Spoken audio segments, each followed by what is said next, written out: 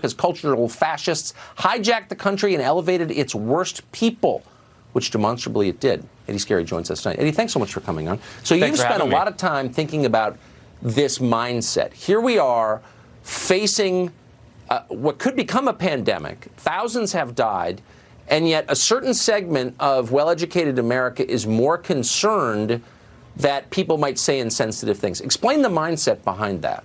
Oh, you said it perfectly in your monologue. I hate to say that, but I could use a lot of that in my book.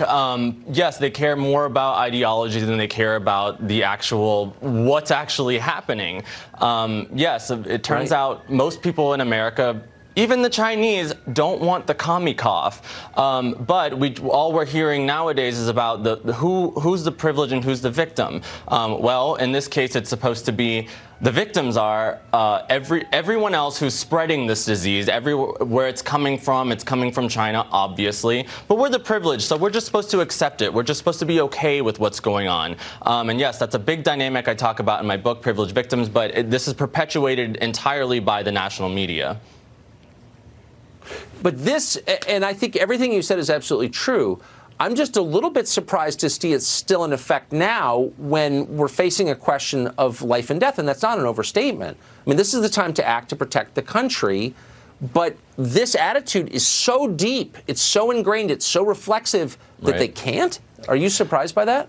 Right, and it is life and death. I think that we should be really grateful that we elected a germaphobe as president. In this case, you would never have thought you would say that, but no, that is the case. It's deeply ingrained in this country. It's in every facet of our lives, reinforced by the news media, obviously the Democratic Party. I think the Asia Pacific Caucus just put out a statement that said, let's not turn this into a racist thing. Let's not turn this into we're worried about the racial implications of blaming this on anybody. Well, no, I'm sorry. If it turns out, which I did read this today in the New York Times, no less, that this may have come from eating skunks in China. Well, okay, then maybe we should consider the idea that, all right, well, either food or something or somebody should not be coming from China. But no, it's deeply embedded in our society, like you said, and more importantly, like you just said in your monologue, excellent monologue, was that this is an ideology that is so deeply embedded in our country, so deeply embedded in our culture,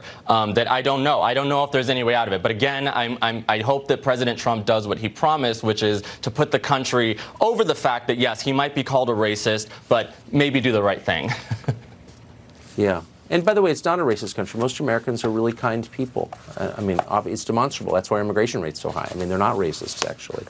Eddie Scarry, thank you so much, and congrats on the book, which is great. Thank you.